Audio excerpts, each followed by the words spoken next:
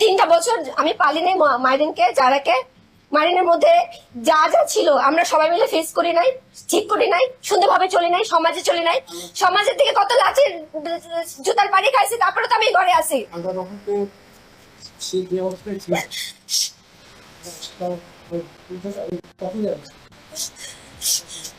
মাইরিন এতটুকু বাচ্চাকে যে বাবা এইটুকু বাচ্চাকে হাত তুলতে পারে। আসসালামু আলাইকুম দর্শক, দেশ ও দেশের বাইরে থেকে যারা এই মুহূর্তে ভিডিওটা ওপেন করেছেন সবাইকে অসংখ্য অসংখ্য ধন্যবাদ। দর্শক, প্রথমেই আপনারা শিরোনাম দেখেছেন, এখন দেখবেন বিস্তারিতর প্রথম অংশেই আপনারা দেখছেন উপদেষ্টা হাসান আরিফের পুত্রবধূ অভিযোগ তুলেছেন এবং ভিডিও প্রকাশ করেছেন উপদেষ্টা হাসান আরিফের বাড়ির।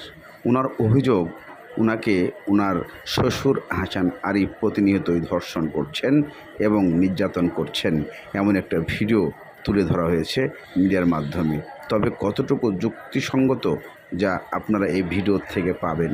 তবে সবচেয়ে বড় বিষয় হয়েছে হাসান আরিফ একজন বর্তমানে বাংলাদেশের নামকরা ব্যক্তি। সেই ব্যক্তির নামে এমন কথা বলার আগেও একজনের ভাবা উচিত, আবার সে তার পুত্রবধূ, তারও কথা চিন্তা করে দেখলে চলুন শুনে আসি। এই 3টা বছর আমি পালিনি মাইরিনকে, যারাকে মাইরিনের মধ্যে যা যা ছিল আমরা সবাই মিলে ফেস করি নাই, ঠিক করি নাই, সুন্দরভাবে চলি নাই, সমাজে চলি নাই, সমাজের থেকে কত লাঠির জুতার বাড়ি খাইছি, তারপরে তো আমি ঘরে আছি।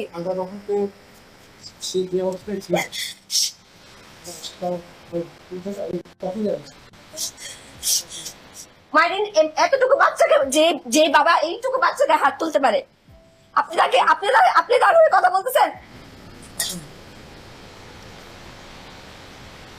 আপনি আমার গালে তপ্পরের দাগ দেখতে পাচ্ছেন না বাবা? ইমানে বলেন।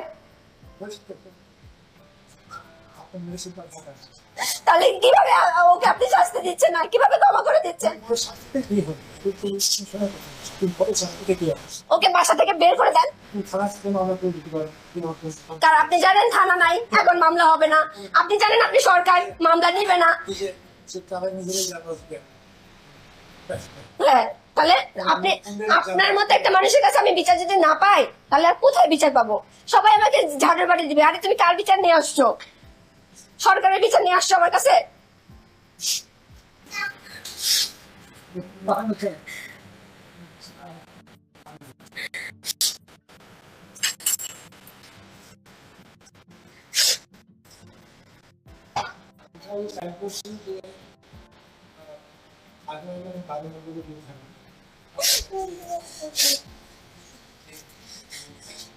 থাকার জন্য সুন্দর জায়গা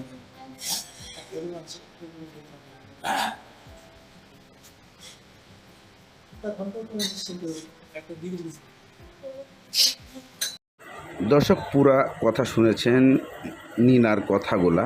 উনি হচ্ছে বর্তমান উপদেষ্টা হাসান আরিফের পুত্রবধূ এবং ছেলের বউ।